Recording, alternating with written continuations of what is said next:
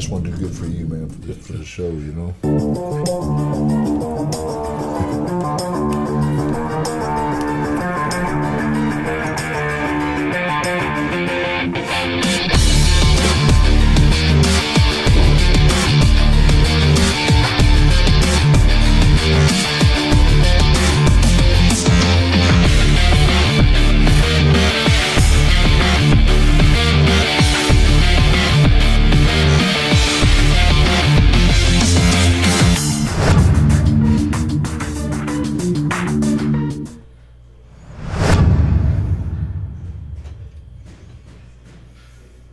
Five, four, three, two, one, zero.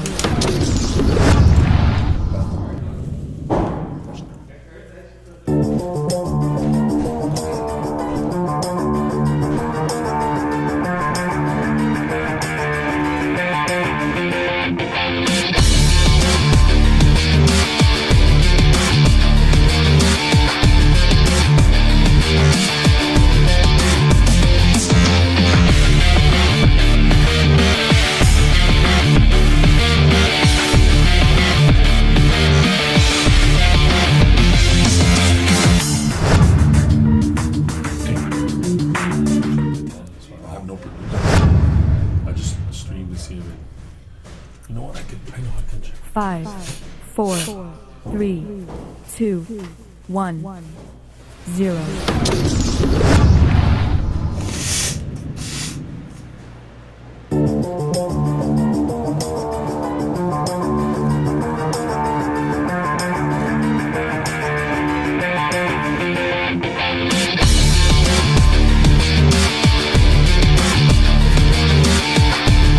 Plus 1, 2.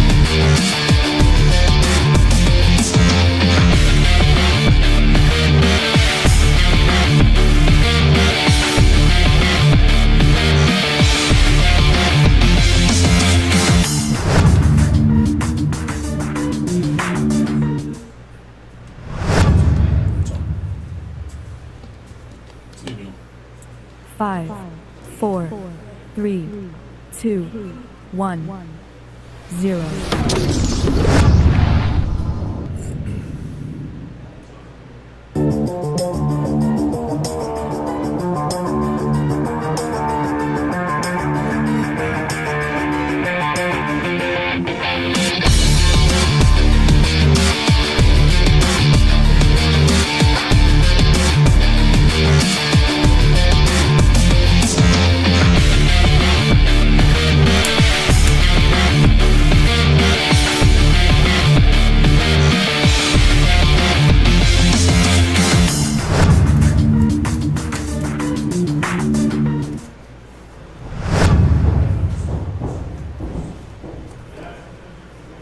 Five, four, three, two, one, zero.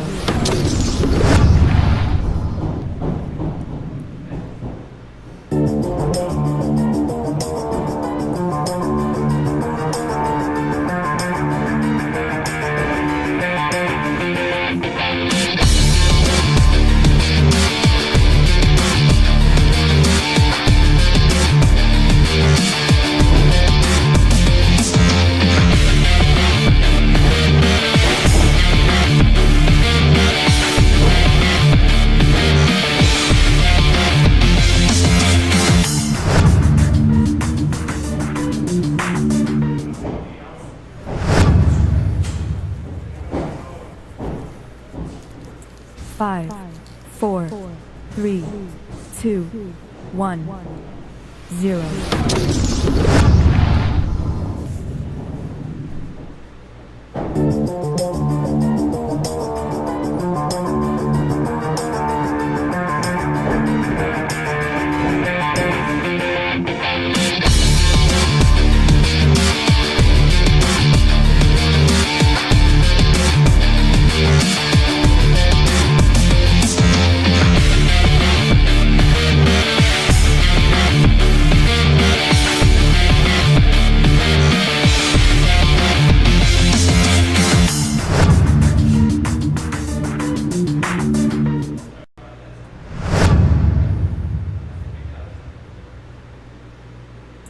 5, 4, 3, 2, 1, 0.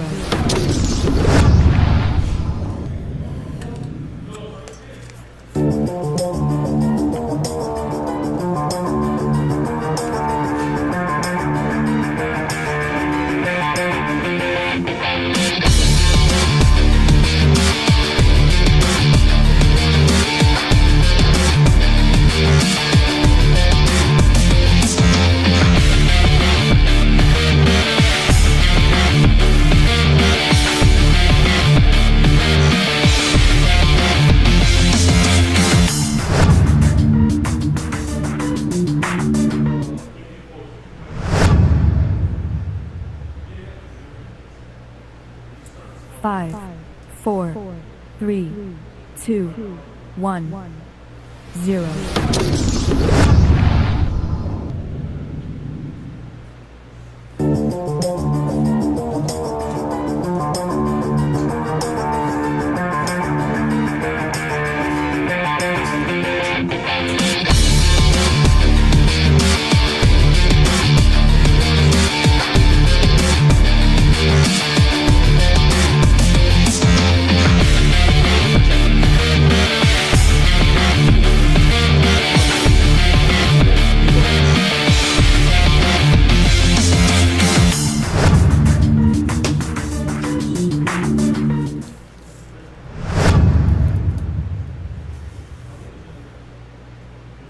Five, 4, 3, 2, 1, 0.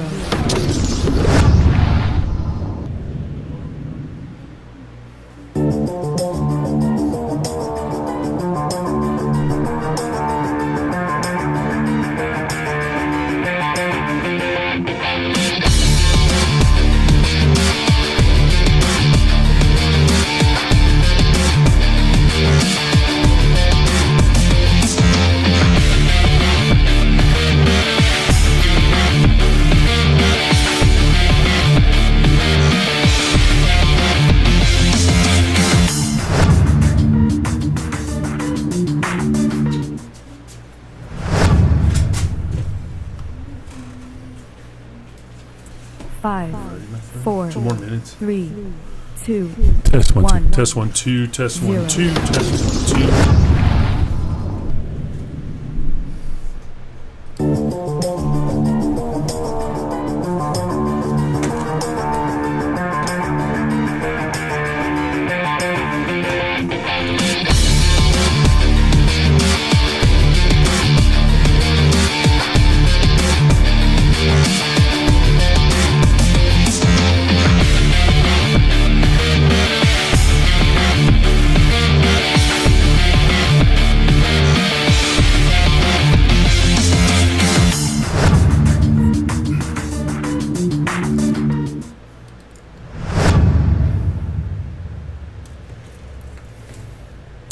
Five, 4, 3, 2, 1, 0.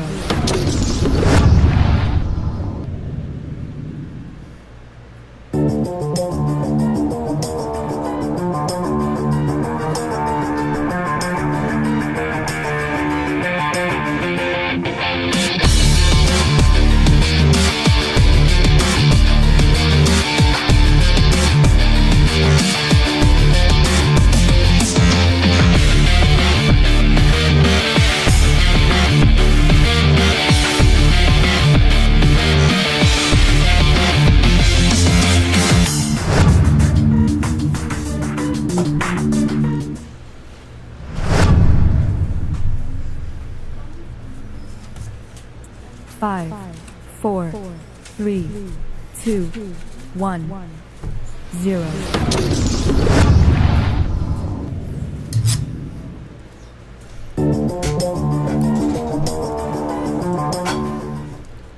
Hello, everybody. Welcome to another edition of Webboxing 101 podcast. I am your host, Luis Trevino.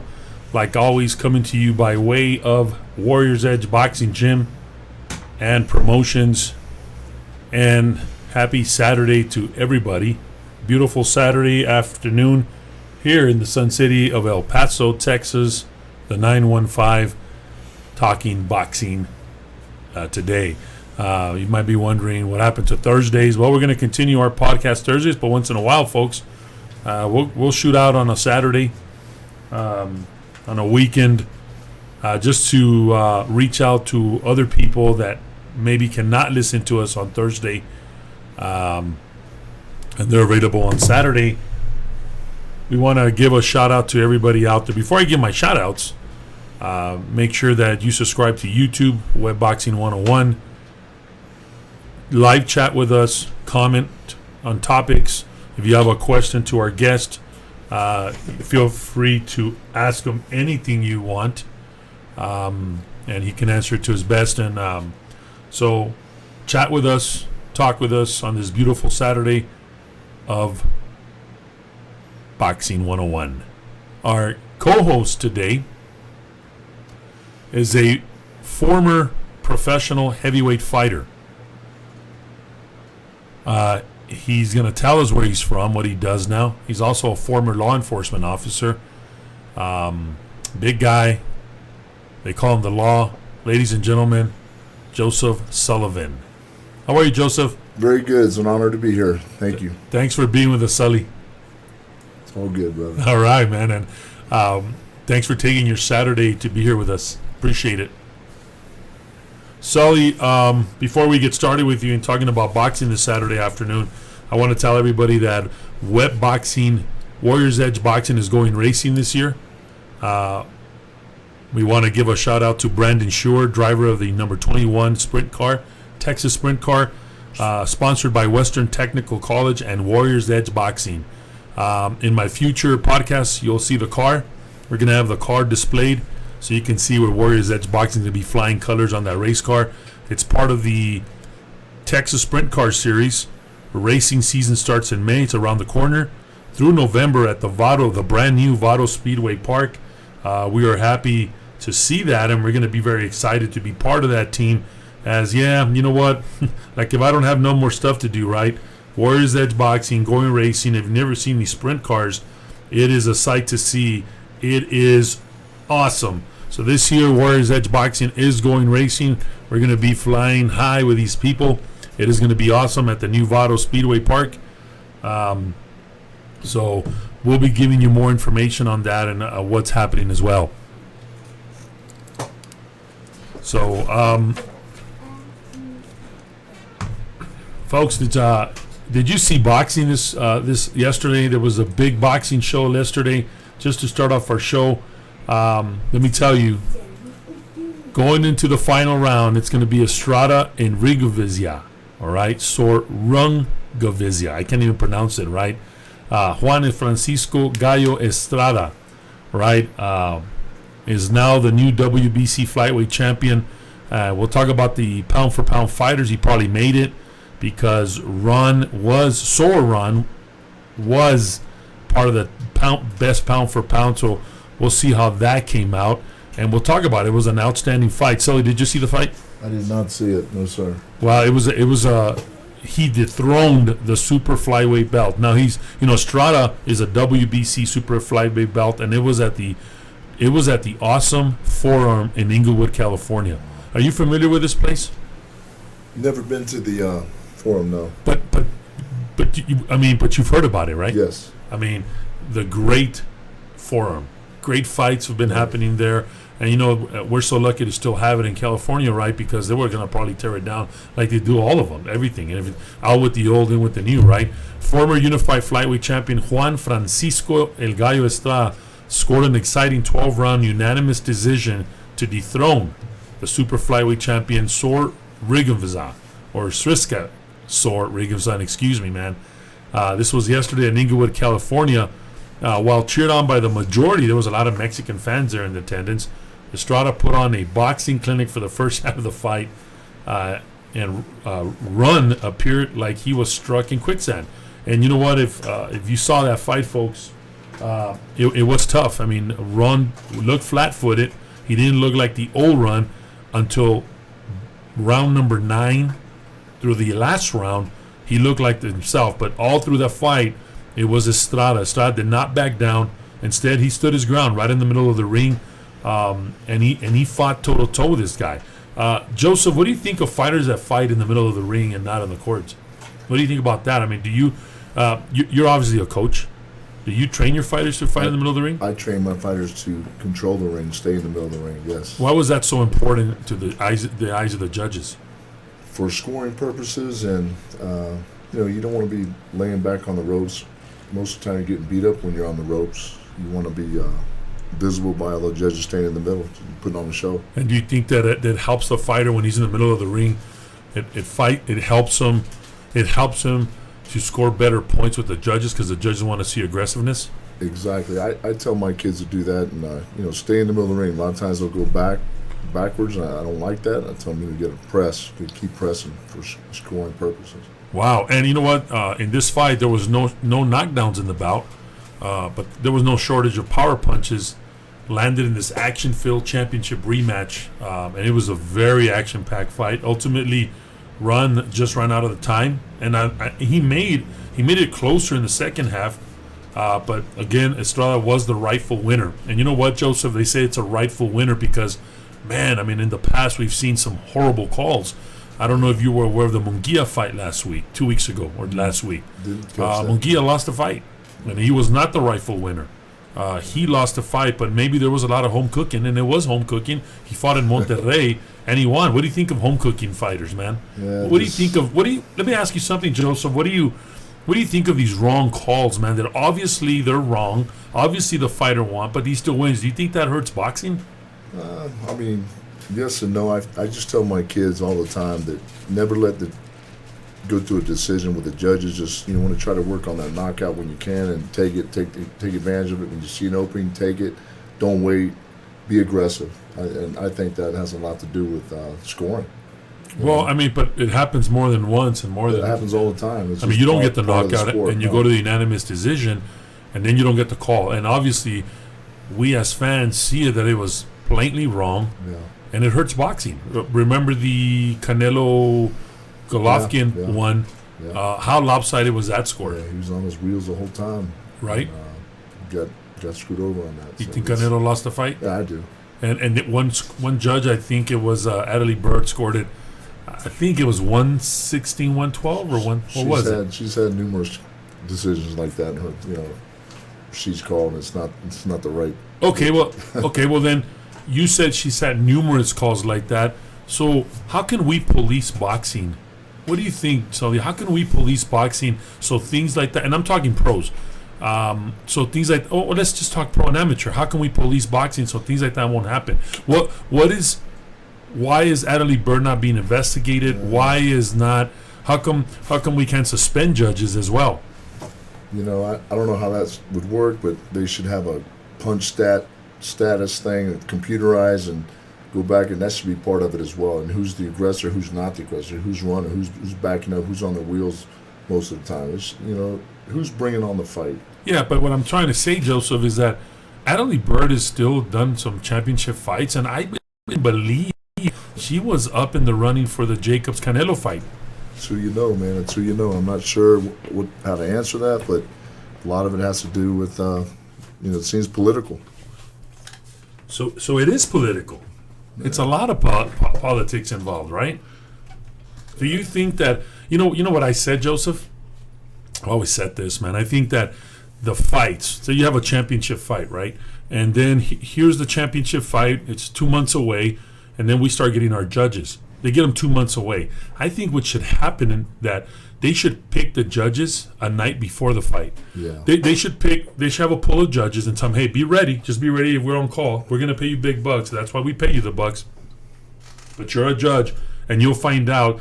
You'll find out by Friday. The fight's on Saturday, but you'll find out by Thursday night if you're going to be the official. Okay, so then Thursday night, you get the phone call. You're the official. We fly you out to the venue, and we sequester you in the hotel for one night. No, check this out. I like that. Hey, they're getting paid big money. Sacrifice 2 days because it's, man, these guys, hey, man, we're talking about championship fights, not a money. They'll sequester the judges for one night, and guess what?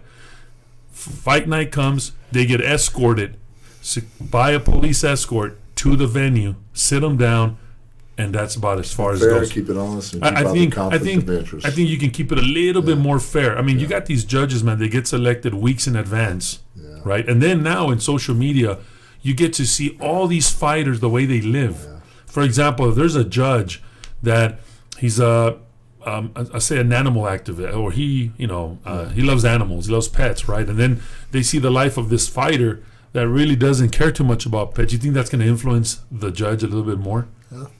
Whatever, someone's going to influence them one way or Right? the other. I mean, I think so. Don't you think? Of course. Or what about judges that are from the same country? Yeah, most mean, definitely. If you're fighting in Monterrey, you should have judges from Russia, All over. Canada, Yeah.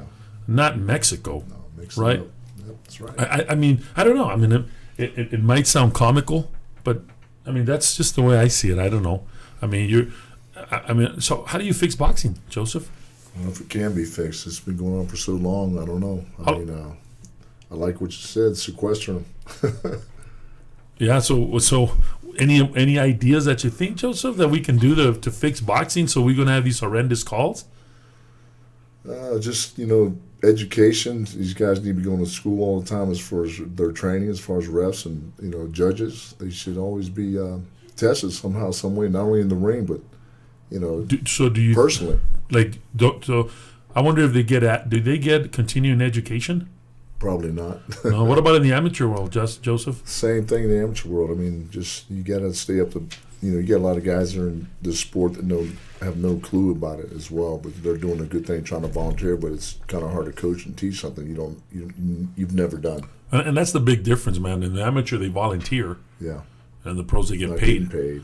But you see it in both platforms, right? So much. I don't want to say corruption, but so much bad calls. I'm not saying, and again, I'm not putting down Natalie Bird or we just don't know what she saw. And if you didn't see the Munguia fight, it was horrendously wrong. Yeah. Munguia lost the fight. It should be some type of computerized, like I said, based on punch stats and punches landed and who's the aggressor and who's not. That's a lot of the boxing in itself, and determine who wins. And you know what? I think another Power punches, everything. Yeah, you're right. I mean, CompuBox.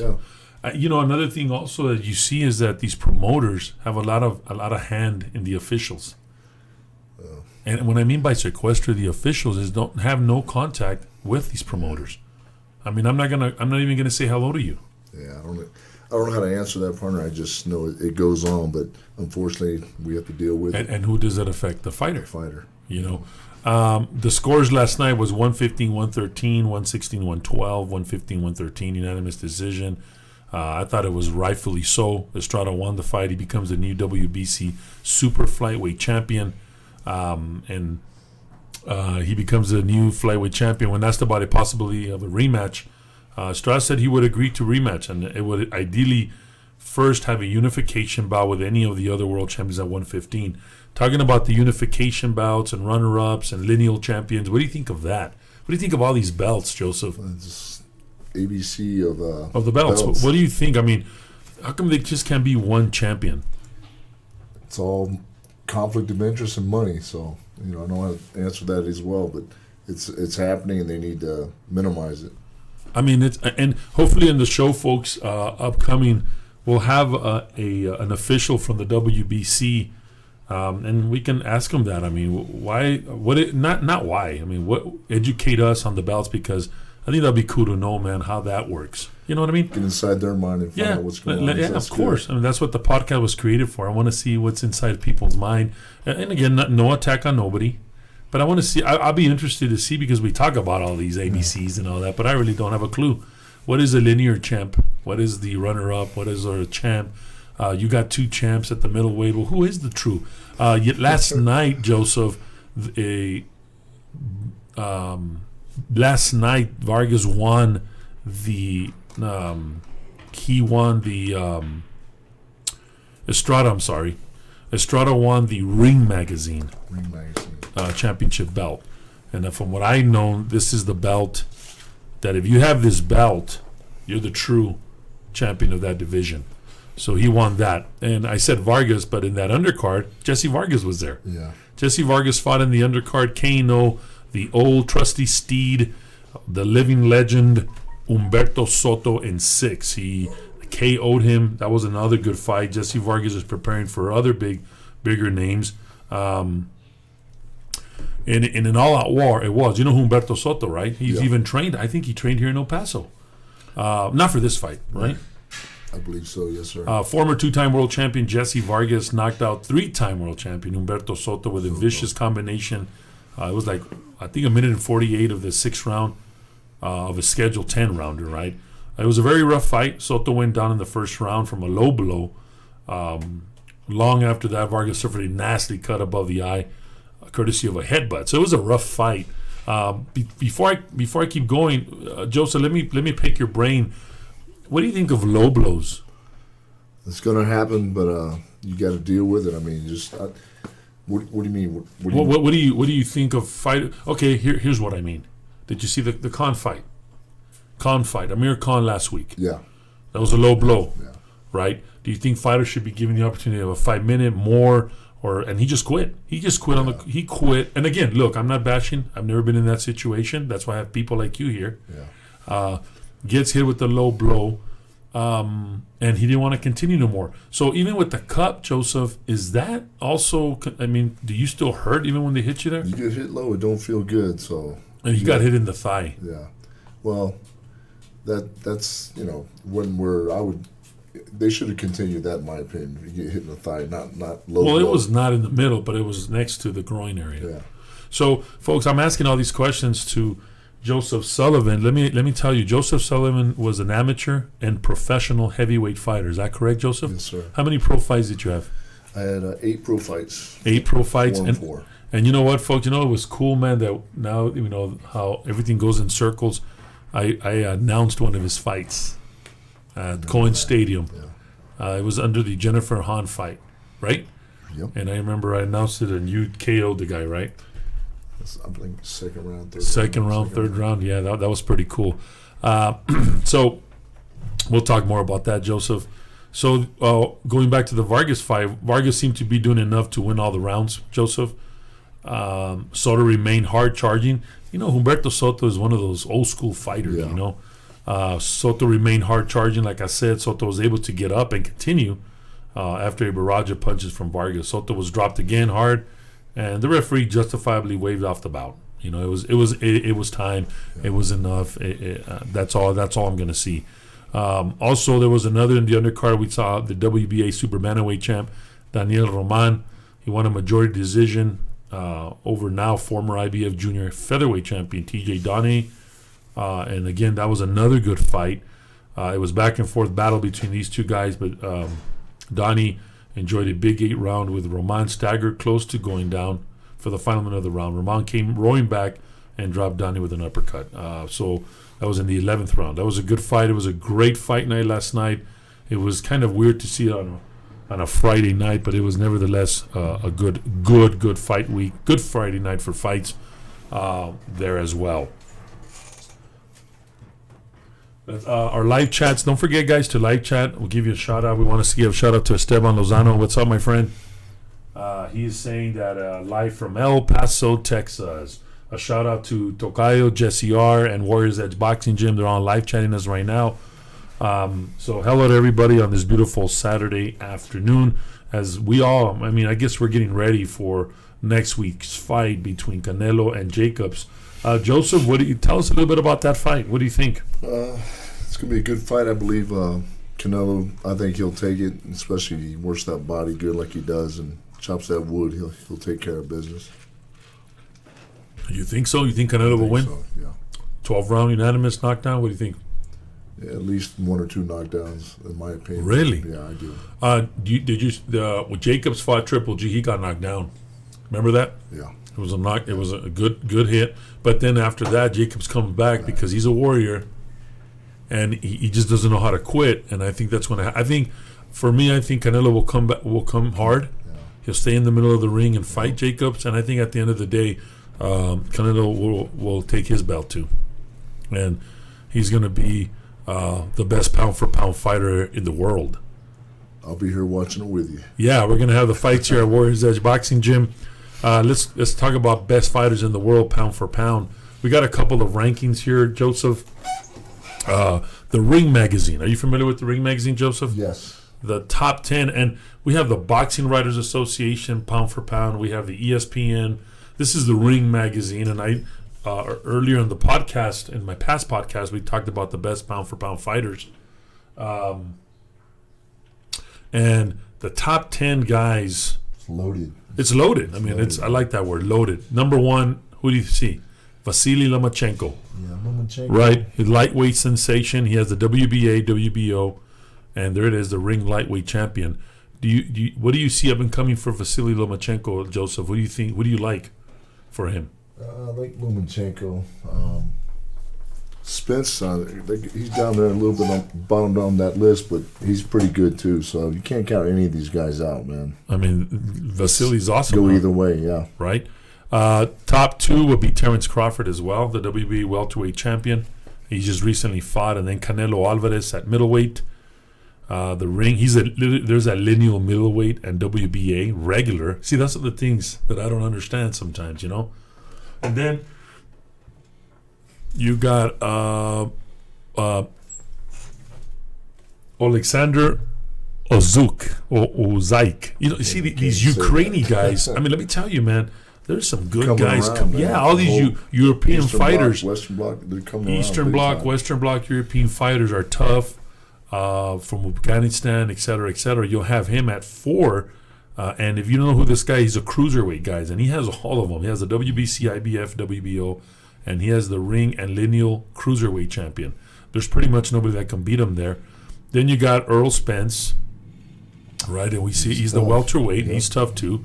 And then you got Gennady Golovkin that doesn't have a belt, but he's there. He's a middleweight. But he's still considered the top 10. Do you consider him the top 10 prospect? Yes. Anybody in that branch, except that group right there, except for I've never heard of this guy here, never heard of him. But These are bantamweights. We're talking middleweights. Yeah, it's possible, man. I mean, the true middleweights right now, if you ask me, is Canelo and Gennady Golovkin. If you ask me, you know what I mean. And then you have Sir Run that fought yesterday at super flyweight. That's probably going to be changing. And Vargas belongs there, if you ask me. But he's number 8. And then number 9 would be Mikey Garcia. And this is the Ring Magazine top 10 rankings. If we go down to let's go down to the ESPN one. The ESPN one will have Vasily first, and everybody has Lomachenko first, except for everybody. Crawford too, and Crawford second, Canelo third. But they have a heavyweight in there. You see Anthony Joshua. Yeah. Anthony Joshua is a middleweight that's there. Is a heavyweight that's there, and he's a WBA, IBF, WBO, and IBO heavyweight champion. You like Joshua? Yeah, he's seems like the total package. Just like to see him test his grounds here in the U.S. You know, well, we'll see, man. I don't know if he's ever going to fight Baby Wilder. Baby Miller, whatever we got. But Baby Miller got screwed up on his testing. This is the deal with Baby Miller. I've never taken. I didn't know about it. Yeah. They test him again. Third time, boom, comes out positive. Eddie Hearns was real upset, the promoter. And then Miller comes out again on social media and apologizes that he shouldn't have done what he did. What do you think of those fighters? So we talked about policing judges. How do we police fighters? He's doing something illegal. So well, we know that, Joseph. But do you think we should suspend them indefinitely or for a year? Yeah. I don't want to say ruin a guy's life or career, but at least a year. At least a year out of boxing, right? So you remember Antonio Margarito, the loaded reps? He got suspended here in the United States. Suspended, yeah. So there goes that heavyweight fight. I think there's a guy there also for Wilder, and he fought last week. If I get the name of the heavyweight, I'll bring it up to people. But I forgot the guys that's there. Let's go to the live chat real quick. Warriors Edge Boxing. Nachito says Jacobs is gonna have that reach, but Canelo fights good on the inside. It's gonna be a good fight. I do agree with you. It is gonna be a good fight. Canelo will fight on the inside like he fought Triple G, and he'll destroy him. Yeah. Canelo, he's just a strong fighter. He's gonna chop that wood like a tree. That's where he's gonna work. And he's a good fighter. I mean, no doubt that he's an excellent fighter. So those are the top 10 rankings. We get them off the boxing pound for pound rankings. And I actually go more for the Ring magazine pound for pound. I mean, that's what I go for a little bit more.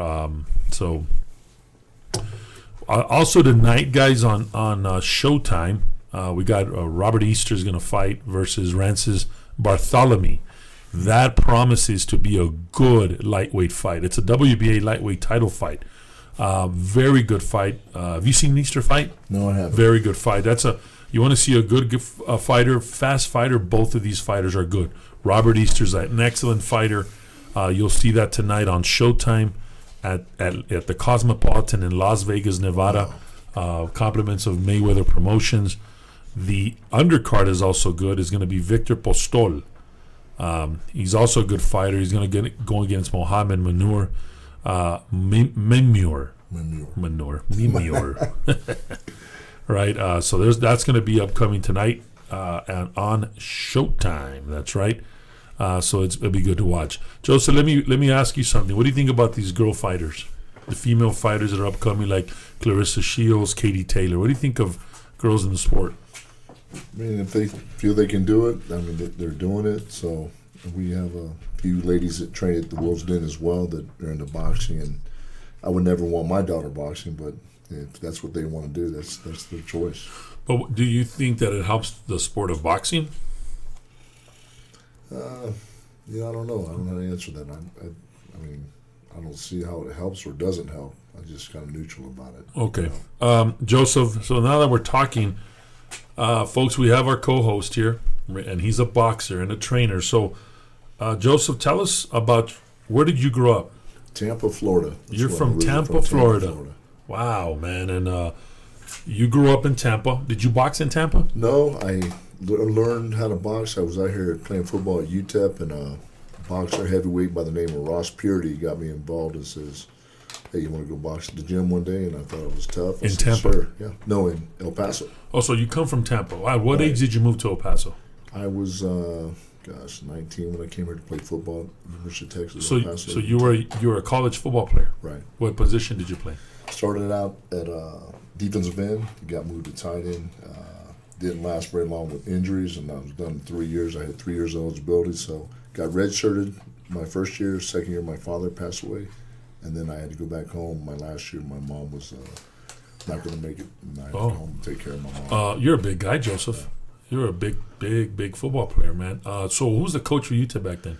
It was Bill Young my first year, and then Bob Stoll came in and turned our program around. So it was actually fun then. And Bob Stoll was probably the only one that's turned this program around, as opposed to, what was this recent guy?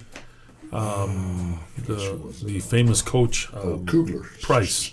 Price. Right. Price. So let me ask you a question. What can be done with UTEP, man? What do you mean? I mean, what do you mean they don't win? I don't The even attendance is low. I mean, the attendance is low. You as a fan, you don't represent UTEP, so you can speak freely. You as a fan, I mean, what is wrong with UTEP? Just the people that seem to be on the bandwagon. They're on it or they're not, and there's most people are not. And people lose; they don't want to be around losers. It's sad to say, but hopefully they can turn the program around. I would think. I thought Sean Kugler was going to turn it around. Every year we say the same thing. Yeah. This is the year, and nothing happens. Is it money invested in the wrong places at UTEP? Is it scouting? Is it what is it? We kind of get, in my opinion, we get the leftovers of, especially in the state of Texas, great football players, and we get what's left, and nobody wants to take what's left. But football is football. Also, I feel they got to build their program through a walk-on program. That's how they did it when I came from Florida. I walked on. They don't have it no more? I don't know. You don't think UTEP recruits within? They recruit, but I know they got, like Sean, from what I understand, Coach Kugler, I coached with him down in Florida in high school for 2 years, and that's when he went to the pros and then started coaching, got, college jobs, and he went to the NFL, but he recruited largely from El Paso. He had at least 10, 15 kids from what I understand on the roster from El Paso. El Paso has good kids. Yeah, great athletes. Everybody says, no, we have too many high schools. No, we don't. We have a lot of talent here. We don't have a lot like, Eastern Texas, Houston, Dallas, things like that, Big Springs or Midland, Odessa, but we have talent here in town. We have a lot of talent. So how come UTEP doesn't pick from that pool? I don't know. I don't know. Maybe, like I said, I feel that maybe Texas comes in and these other schools come in and they get the first pick, and like a draft, we're getting kind of the last bit of the crop, what's left out there. And sometimes maybe that's having an effect on the program. I think they need to have a better walk-on program. If they don't, they should. And, more people more involved in the community as far as, the fans, and hopefully that builds it up. You see UTEP and, the players look good. Yeah. They're big kids. But maybe the disciplinary is not there. Maybe because I know they dumped so much money into the program, and we just still can't. We can't, as a fan, we can't. I don't know nothing about football. A little bit of boxing. That's why I'm really learning boxing too. So I really don't know nothing about football. But I do know as a fan that UTEP stinks. Yeah, and we can't get and let me tell you, man, we have everything for them. Yeah. Facilities, the program, and you know what? El Paso does support them. But maybe you say they don't go because they don't want to support losers. Well, right when they start losing, you they see stop the fans. going. Yeah, the stadium's empty. But do you think, honestly, and we go back to boxing too, Joseph, let's get down to the nitty-gritty. Promotions. Yeah. When do I see... I don't even know when they play. Yeah. If I don't have a season ticket holder, if I don't have family that goes to UTEP, I never see commercials. You go to the UTEP district downtown. You don't see the colors. You go to Texas Tech. Yeah. You go to others. Downtown is painted orange if you go to Austin or UC Bar. Yeah. There's so much. Let me tell you something. Here's another thing, man. You go to stores, and they sell Texas Longhorns shit. Oh, I said a bad word. No. Let's sell UTEP stuff. Yeah. Everybody here in El Paso True. promote somewhere else. Yeah. No. Promote Should be UTEP. here. Yeah. Hey, here's a story that a friend told me. You want to hear something? Go ahead. He's a contractor, right? And they work on Texas Tech buildings. Texas Tech is here, right? Build the medicine. And they tell these construction workers that they're not authorized to wear any UTEP or any other college memorabilia. If they weren't going to wear a cap, wear Texas Tech. Is that a bunch of bullshit or what? That is. What? In El Paso. And you know what? Guess what, Joseph? Trademark clause or what? But guess what, Joseph? We allow it. Yeah. Go say that in Austin. Go say that in Texas Tech. Yeah. No. You see, let me tell you one thing. Loyalty is the key. I've always said it. Yeah. And that's why El Paso doesn't follow it. We jump on the bandwagon. Yeah. No, we should be strong to UTEP. We blame UTEP. We blame the coaches. We blame the recruiting. No. Why don't you look at yourself and blame yourself and be proud and show up to every damn game and support these UTEP? How many cars do you see with stickers of UTEP? Very rare. One of the things I think that hurt UTEP too is the tailgate procedure, where you can't tailgate. You get a certain time you got to stop tailgating. That probably has a lot to do with it. Okay, you're a law enforcement guy. Yeah. How bad do they get? I've seen some of them that were real rough. The cops had to come and of course clear up, clean house. Exactly. PD, El Paso. The UTEP PD. Poor guys, man. We were there visiting one time as a family, and I had to help these guys out. They're not in uniform, and it was ugly. It got real ugly.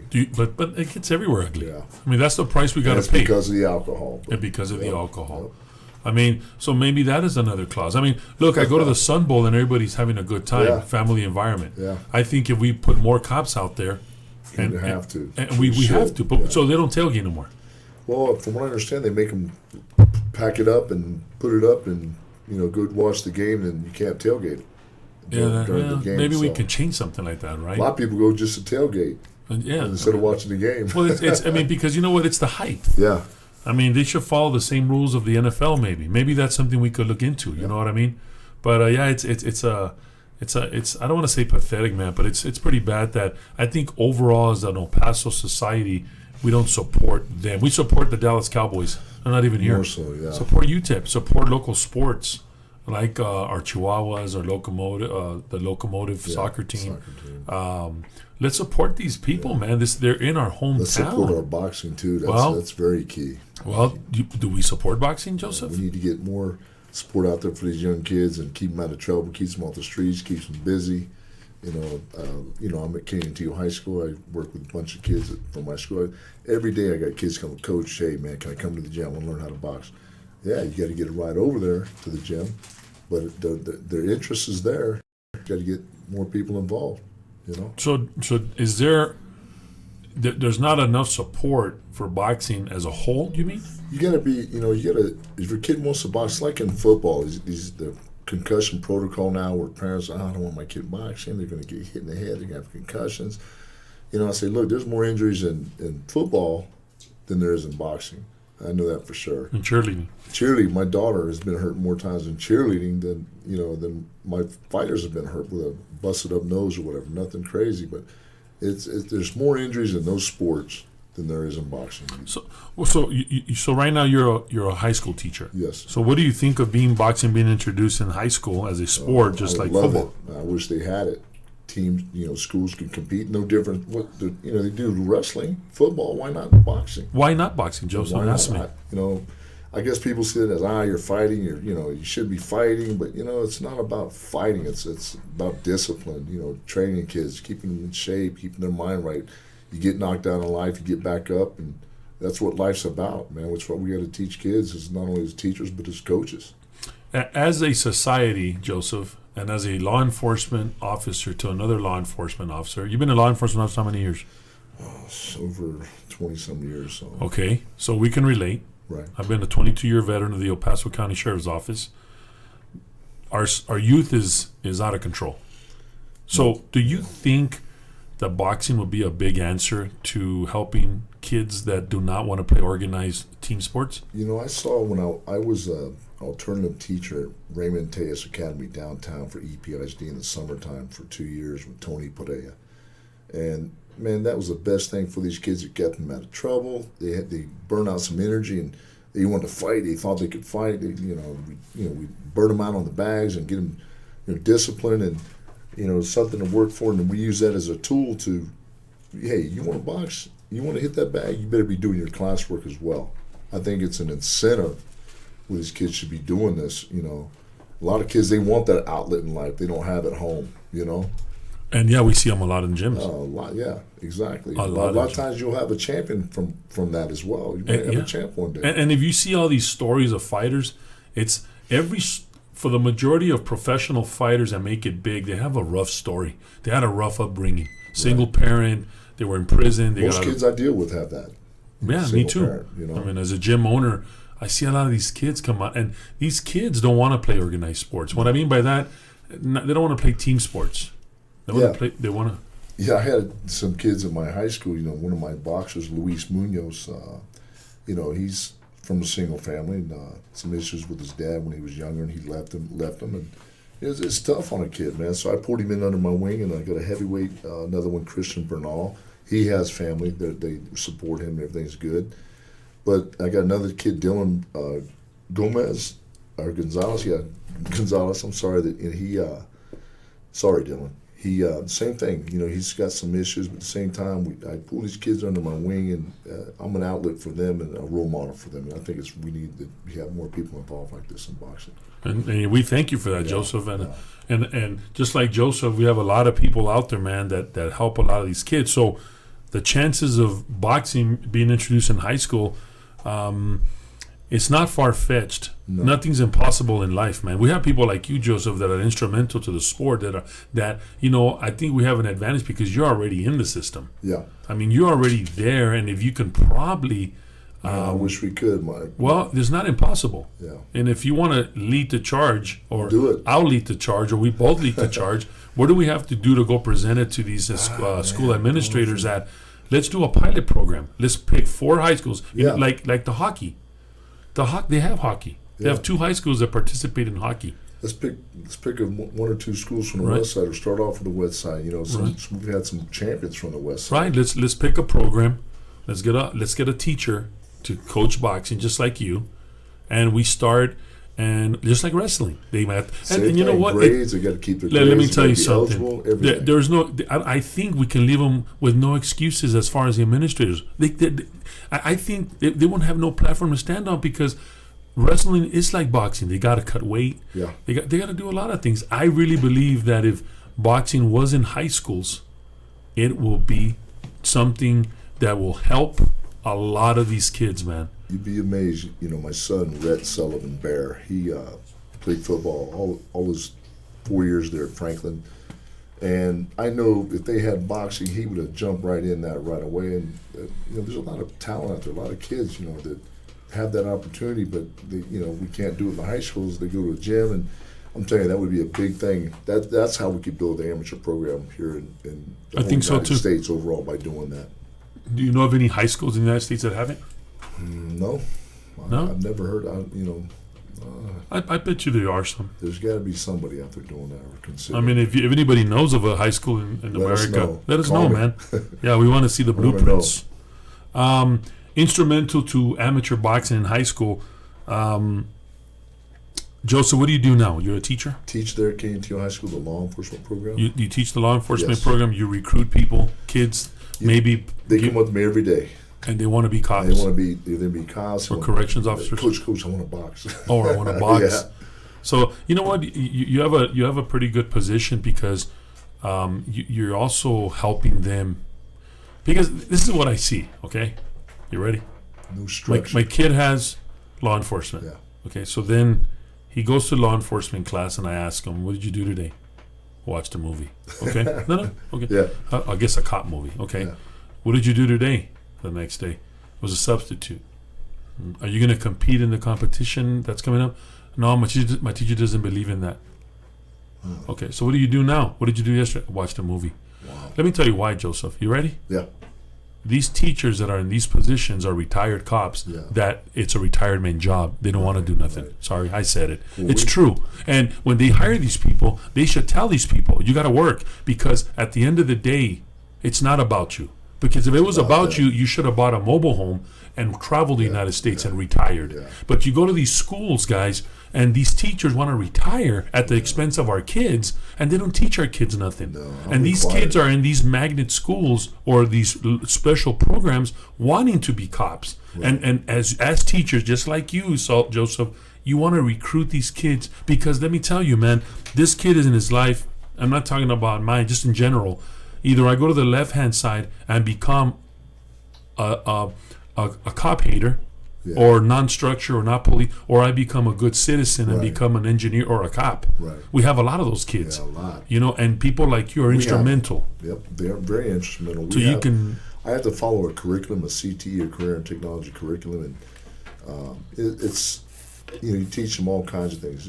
Cultural diversity, handcuffing, patrol procedures. I mean, there's all kinds of things. I can go on all day on this, but the biggest thing with that, what I'm seeing with students is they can't write a sentence, and they're having trouble writing a sentence. And for an application process, you got to know how to write a sentence and construct sentences and paragraphs. So they don't teach them that in high school no Well, more. they do, but it's I do like an observation skill. I'll say, hey, okay, if we're gonna watch a movie, you're gonna be taking notes during this movie. Cool.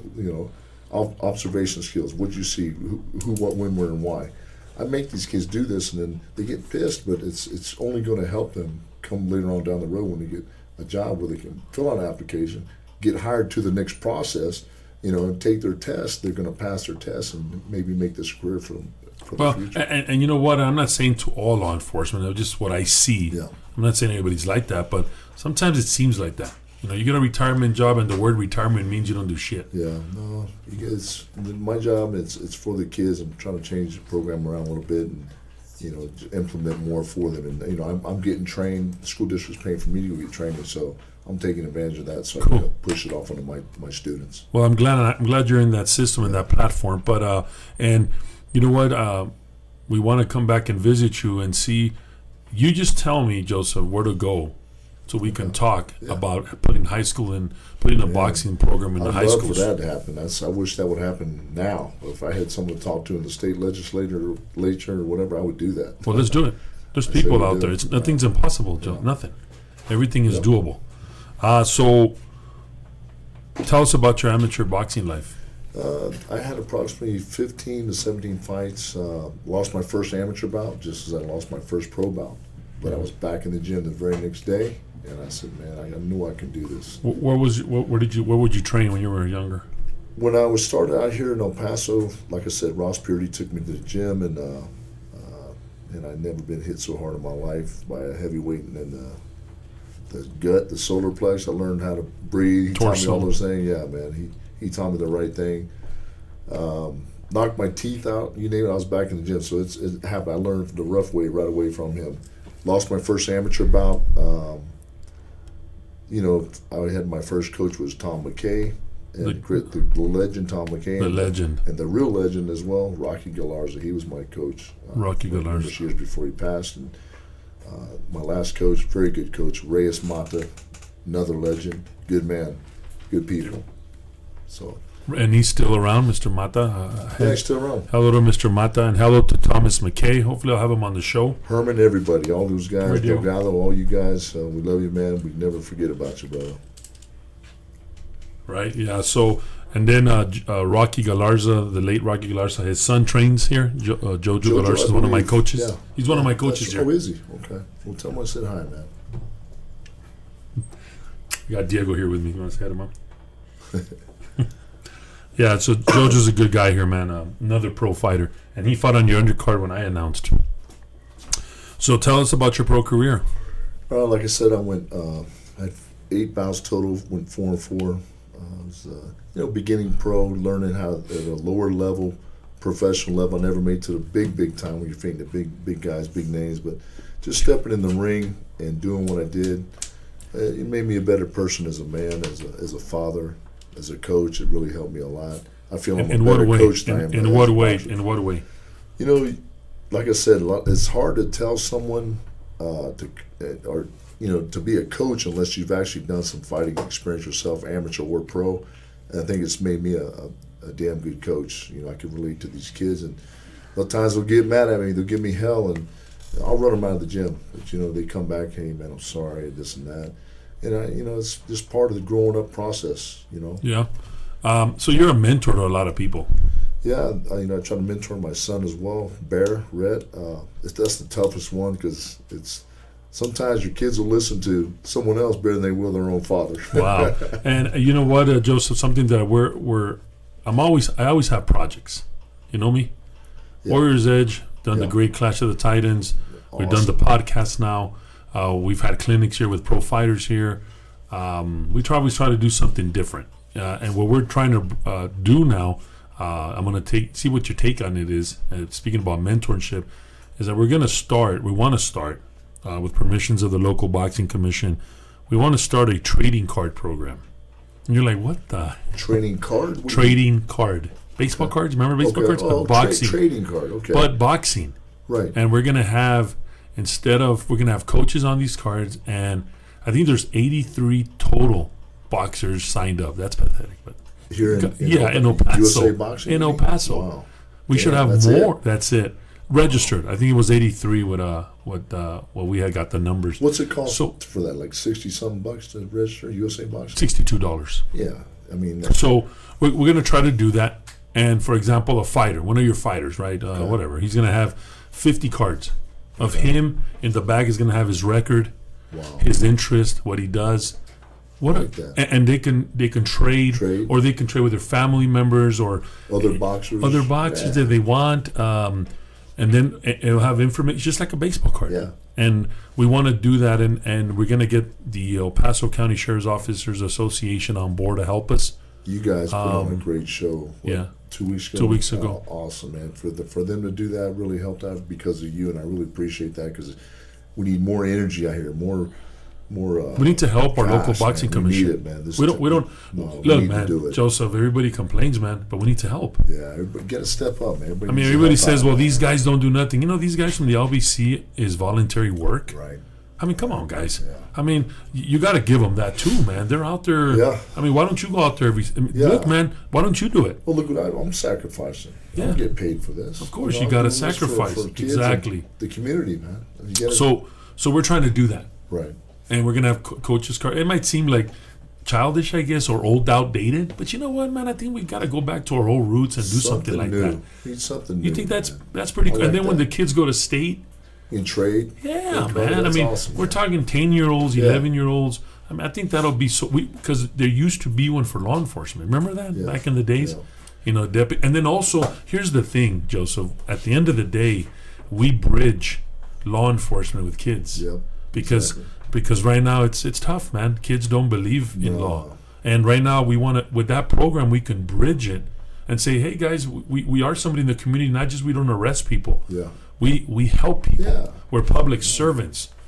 El Paso was shook up with the death of my partner, of our partner, our brother, and it was pretty sad because it's never happened here. I mean, we can reach out to kids before they get to that level, and bring a positive life to the kids' life. That law enforcement is a positive entity, and we're here to help. Right. So what do you think of the trading cards? I like that. Going back to that, going back to the Battle of the Badges, what happened? They're not doing that this year? What's going on? You know what, Joseph? You just insulted me. Oh, what happened? Battle of the Badges?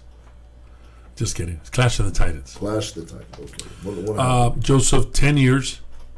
Awesome show. You saw it. Yeah. We went out with the bang last year. Yeah. We brought Mikey Garcia. Yeah. Hey, we brought the champ. Yeah. Current champ, Mikey Garcia. Joseph, it just takes a lot of work, man. Yeah.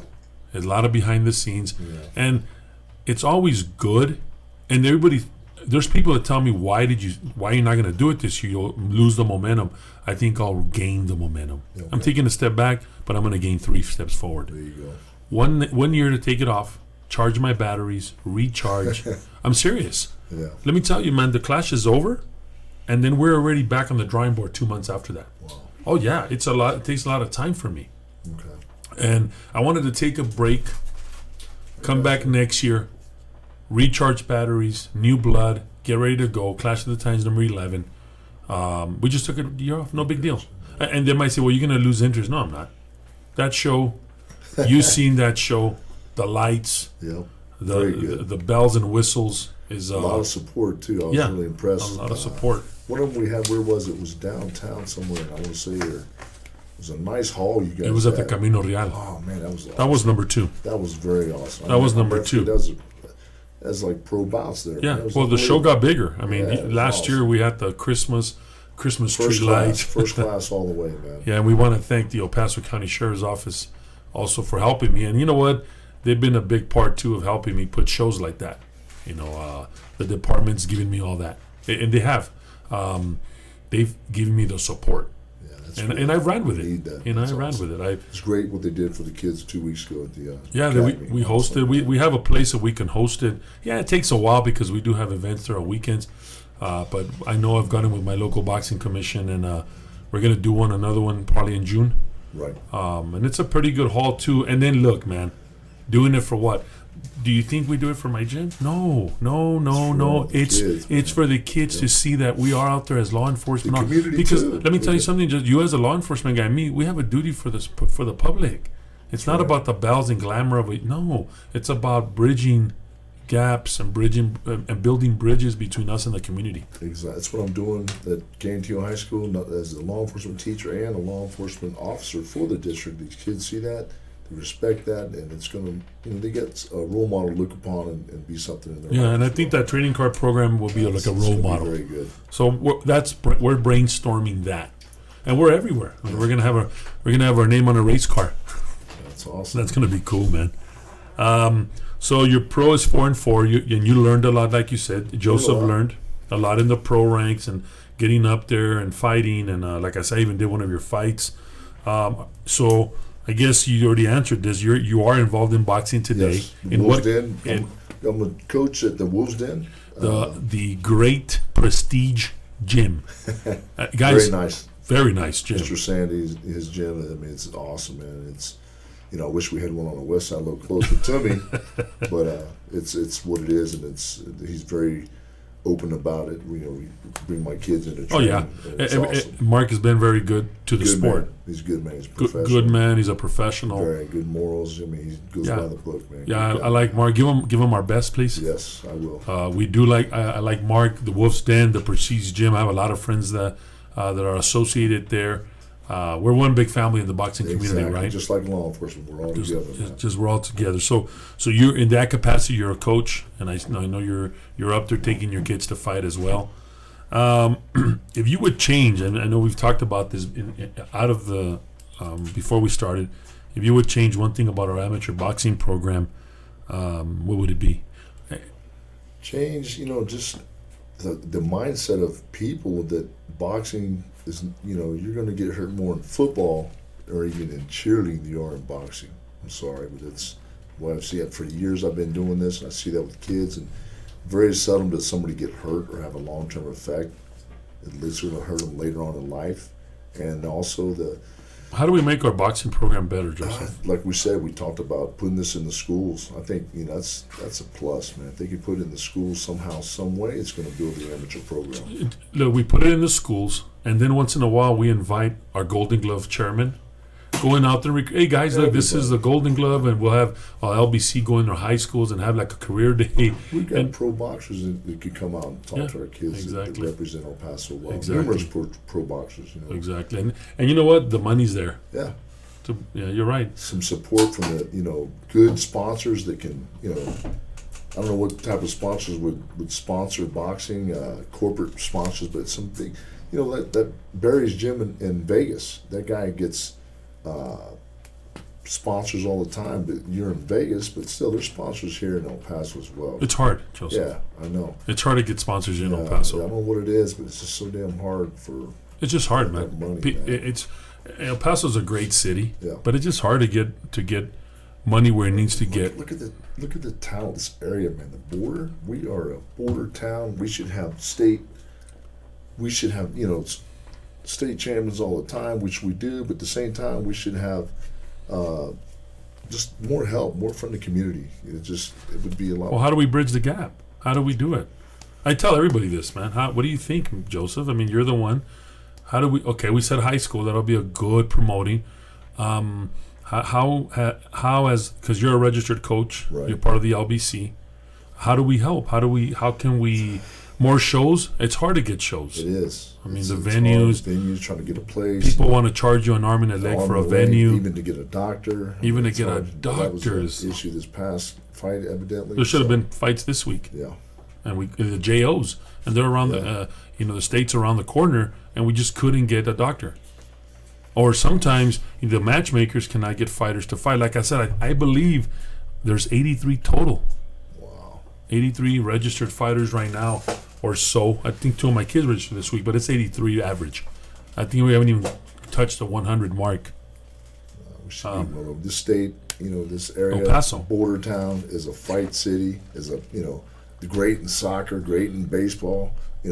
Should be great in boxing as well. I think we should be number 1 in boxing. All kinds of sports. We have a lot of athletes in all different sports here. This town is unbelievable, man. Sun City. I mean, tennis. You know everything. that we were talking of holding a regional tournament here, like in Albuquerque, Right. Dallas, and I think nothing's impossible. They But then should. you would have to get the tourists, the Sponsorships, the hotels. hotels, the revenue, all that. But think of the money that would come in if they Yeah, did that. exactly. Hosting a huge boxing with 3 Huge. rings, and you know what, Joseph? We have the people, Yeah. but we just don't utilize our people They wisely. should. That'd be awesome if they did something big like that. That would start I the process. even believe that Mr. Mark Sandy will be on board. Myself will be on board. The big players will be on board Mm-hmm. to help put this tournament together, right? It's ready. It sounds good, man. They should do it. Yeah. So nevertheless, man, you're out coaching at this beautiful facility called the Wolf's Den. Shout out to everybody at the Wolf's Den as well, and Mr. Mark Sandy and his staff and his family. So you would change putting sports in there. El Paso has hosted in the past some pretty big events such as De La Hoya, Julio Cesar Chavez Jr., Sr., and such. However, it still seems that we're not having as many shows like other cities. We might have one big show a year, and that's pretty much it. What do you think is the problem, and how can we attract bigger and more shows to El Paso? Same thing, man. Just the support, money, you name it. I mean, it just seems like nobody wants to do it. I don't know. But when the fights come, it's packed. What was that last one we had? That's Especially Devon that was an Alexander. awesome card, Devon man. Alexander, Damn good and he trained card. here too. Dude, great card, man. I Yeah. mean, we need that here in El Paso. It was man. Devon and Victor Ortiz. Yeah. That was, I think, the Awesome, last one yeah. that we had. It was last year. I mean, that was one of the better ones I've seen in a while.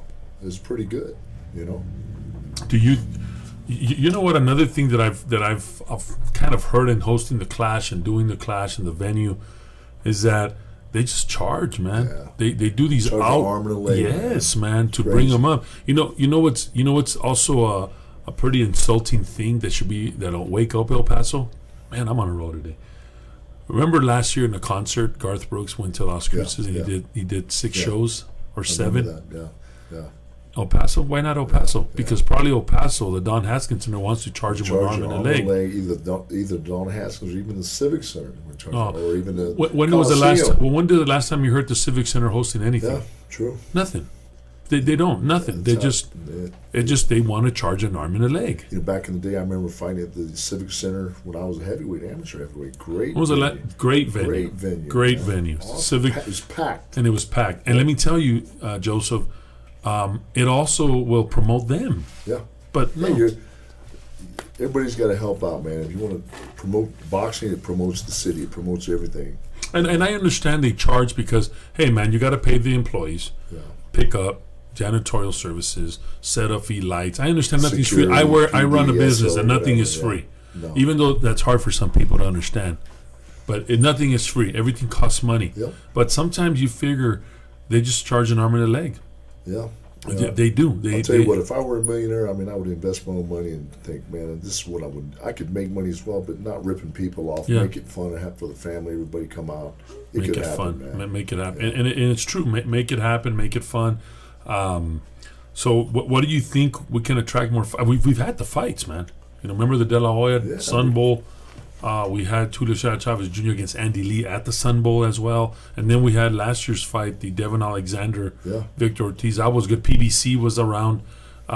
Nothing on the horizon that you've heard. I don't think there's nothing coming up that we've heard here in El Paso. No, just I remember when they were trying to get David Rodriguez to fight the big heavyweight from California, Chris Arreola. Yeah, the Nightmare. He's back, though. Just think how big that would have been, man. Yeah, El Paso. Yeah, exactly. And that didn't pan out. Yeah. Then he called out Holyfield. Yeah. And that didn't pan out either. But yeah, there's no big fight. I think the only time we have a big showing is, and you see when Jennifer Hahn fights, everybody shows up. Yeah. The last one was at the Chihuahua Center or Stadium. That was huge. Yeah.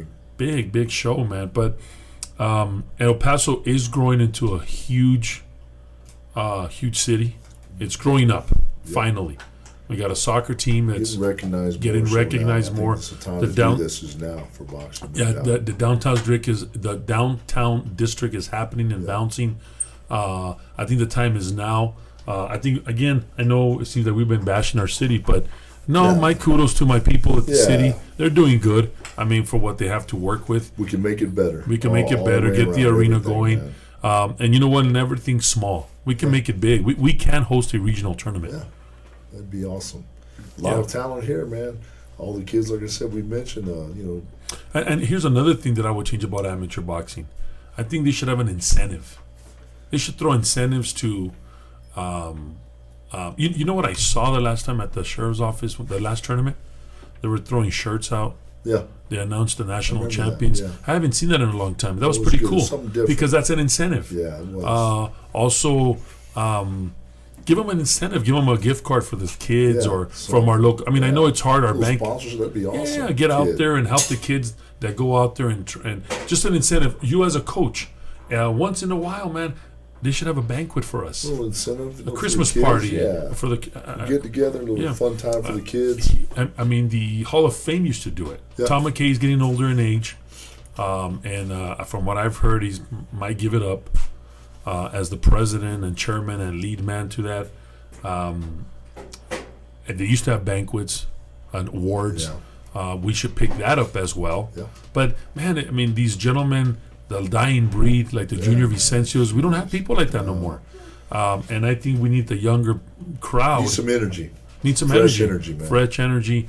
I want to be for the running, and I my name was in the running to be to take over. Vote, brother. You got my vote. To take over Thomas McKay. Nothing came back. They haven't told me nothing. It's still in stagnant water. But I would pick it up, man. He's done a great job, but it's time. It's time to get these people moving and get fresh blood and run the show the way we want to. Because it's like anything, man. Everybody complains, but nobody votes. Right. Why don't you vote? We all can make a difference. Yeah, no doubt. In putting this program together, and that's easier said than done. But at the end of the day, if we're going to harm our kids by not doing something, sign up, register, vote, do what you got to do. Yeah, vote, and then be a member Yeah. of the local boxing commission, right? And then I think if we showed more interest in our LBC, Yeah. we can have more meetings. LBC, the local boxing commission, my gym is available whenever you want to have meetings, and I'm pretty sure other gyms will be available. But we want to be heard, and you know what, Joseph? That's why I did this podcast. I want to talk to people. Appreciate that. I want to get your word out there and talk about them and the goods and bads of everything. So, I guess El Paso, nothing's in the horizon right now of hosting a big show. Hopefully, we'll see a show in the near future. Hey, before I forget, let me give a shout out to another fighter from KNTU High School, Irvin Moreno. He fights out of Hard Punch, him and his brother. Couldn't forget about him. He's a hard-working kid, very dedicated. He's got a good future ahead of him. He's young. He's got a great future ahead of him as well. How many fighters do you have, Joseph? Well, just from the school, there's 2-3 fighters that actually are competing right now from KNTO, but I've got about 5 to 7 students I work with, whether it be one's from Del Valle, Adrian Pena, another student, young man. Can't you tell a school district to buy you a ring? There's money. Come on. Yeah, well, I don't know about my district, but KNTU, we're a small district, but $5,000, really? There's money yeah, in all the school try districts. to get it somehow. Maybe You will. some grant money. No, there is. There is, Joseph. funding, There you know. is. Find out Just what those imagine grants, once you get that ring in there, and you have a person like you that will control it. right. You will. I mean, I don't see why I'm still harping on it. You know why? Because we're going to do it. Every district should have one where they can compete and Yeah. train Pilot these program. kids, Get exactly. 4 Do a schools pilot first. Program, 4 different. If it doesn't districts. work, give us Yeah. 3 years. If it doesn't work, give us we'll a scratch shot. it. But Yeah. give us a Yeah. shot. If you know of anybody we can talk to, let's give it a shot. I'm really going to push for it.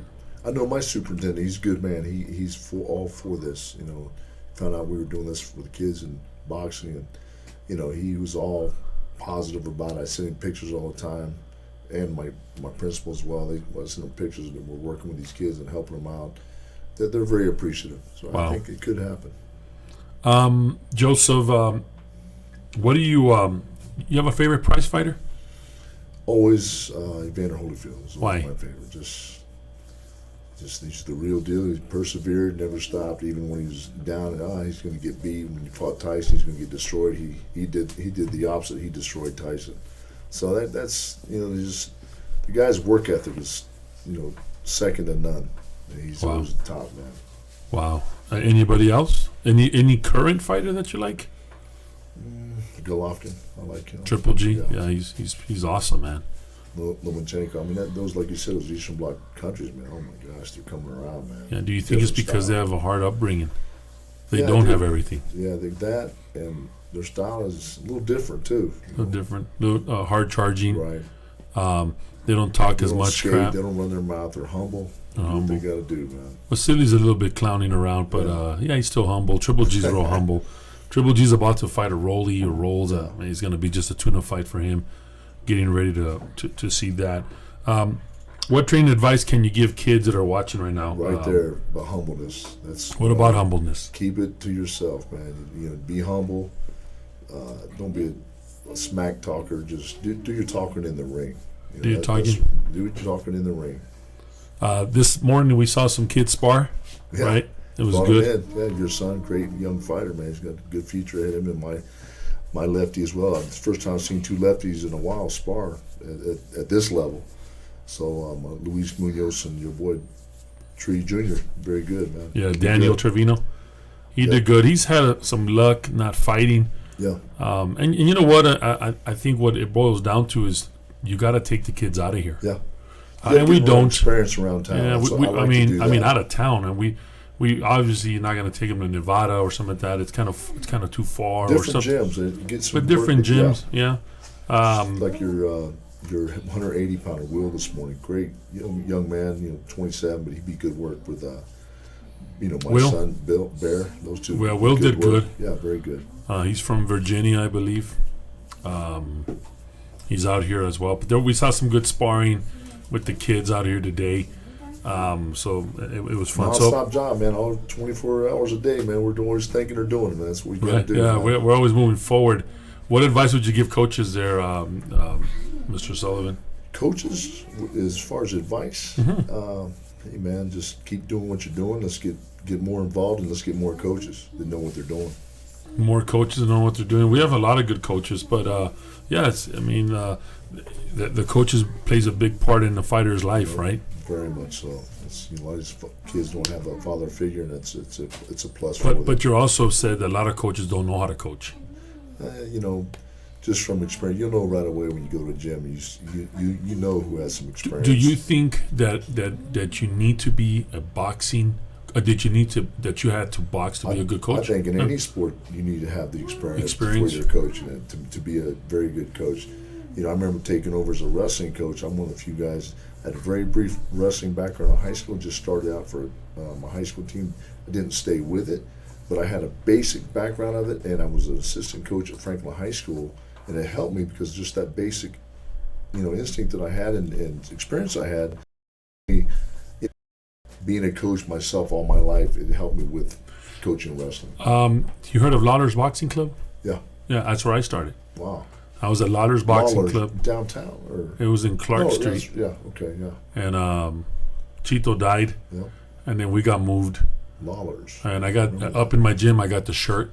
Wow. And I started there, and I got punched in the nose. I never competed, but I was sparring. Then I went to Carolina and sparred. Well, you sparred, there you go. You got a little taste of that's that's experience. And then from there, Joseph, I've been training all my life. Well, good. I do all the use of force, all the ground fighting, all that in my department for the last 18 years. I'm a 22-year veteran. Awesome. So I've had some contact, and what's helped me, it's molded me to be a coach. Yeah. And that's in my genes. Yeah, exactly. I'm a good trainer. Yeah. I'm a coach. I'm a trainer. And this is from people that have known me and not known me, that I've trained. I've taught all over I've been to South America. I trained in Curitiba, Brazil, Rio, Sao Paulo. Twice a year I go out there and train the police force and riot control. You name it, I've been out there. But I understand the importance of being a coach. Yeah, and then come back to this level, at the kids level, and being a coach. And everybody's different. Everybody's different, and coach is different. Train everybody different. You can't train one guy the same way you do another guy. Of course not. Everybody has a different world. Just like in teaching. And kids retain that information different. Yep. That's why I've always said that you got to make sure that you give these kids a positive training experience. Yeah. You know what I mean? You can break them down, but you got to know how to build them up. Yeah. And you got to stay loyal within the boxing gym, but also out of your life. The biggest thing right there, man. Yeah. I mean, and you're a role model to them. With that said, this is big news. Golovkin split with his coach. You know that? Wow. You know Golovkin's coach, right? It was Abel Sanchez. Yeah. Right, a big bear. Yeah. From the last fight, there was issues already. Yeah. Because Abel, I remember talking to you saying he just didn't pay attention. I told him to do this. I told him to do that. The reason why he didn't move forward, I don't know. Golovkin stated that he would like to announce that I have made a major decision. And this was April 24th. He wants to build on what I already have and achieved and to continue to better. So there was issues there, right? And he says that I will not be training with Abel Sanchez anymore. So the next fight that we see Triple G will be without Abel Sanchez. He says this was not an easy decision for me, and it's not a reflection of Abel's professional abilities. He is a great trainer, a loyal trainer, and a Hall of Famer trainer. I will be announcing my new trainer at a later date, but today I want to thank Abel Sanchez for the lessons he taught me in boxing. Golovkin walked into that gym in Big Bear, and he took him. So, I mean, there's more to meets the eye there. Yeah. Something must have happened. Something did. They're not but telling you but that was a shocker. He split with him. Who's trying him now? Who's got him? We don't know yet. I mean, I've been trying to find out, but we'll probably find out something here soon. So who knows, man? What do you think of that? I mean, Abel's a good trainer, man. It could hurt him. You never know. It's either going to hurt him or make him. Who knows? So trainers are important, huh? Very important. It's like the Mandingo Warrior and Ann Hunt. What was her name? The one that Canelo fought. Oh my God, I went blank. The guy from Houston. The Canelo knocked him out silly. Ann Wolf was the trainer. Oh, yeah. And she didn't train him for the Canelo fight, but now he's going to come back and he's going to start training with her. So, coaches are very important in a fighter's life. But that was a big, and that's why I brought it up, because I just remembered that Triple G is not going to be trained by Abel Sanchez. Joseph, any last words for us? No, thank you for having me here. Greatly appreciate and respect it. I really appreciate that training. You El got it. Paso, thank you, El Paso. And let's make boxing bigger here, amateur and pro level. Well, Let's hopefully we'll see you in it. the future, and we'll talk about this high school stuff more, Yeah. because we're going to use you as a crutch. You're in there already, Let's man. do it. Right, folks. It's been a pleasure with you on the Saturday afternoon, and since it's Saturday afternoon, ask you not for victory. This is a boxer's prayer, and I'll say it. Ask you not for victory, for somehow that seems wrong, but only for protection and courage to be strong, strength not to conquer, but just that I fight well and prove myself a sportsman at the final bell. And this is a boxer's prayer to all the kids out there in all the gyms. It's true sincerity from me, from my staff here at Warriors Edge Boxing, and my family. We're not perfect, folks. We're trying to do the right thing. And just, I want to tell everybody out there, a shout out to the El Paso County Sheriff's Office 19-1 Training Academy cadet class that you're going to venture on to your new careers next week. Just stay safe, folks. There is evil there, but God chose you to protect us. A shout out to all my kids, cadets at the El Paso Community College Law Enforcement Training Academy class evening program. Same goes to them. Shout out to them. Please take care of yourselves. There is evil out there, but I know with you and with God behind us, we can accomplish everything, and righteousness will always prevail.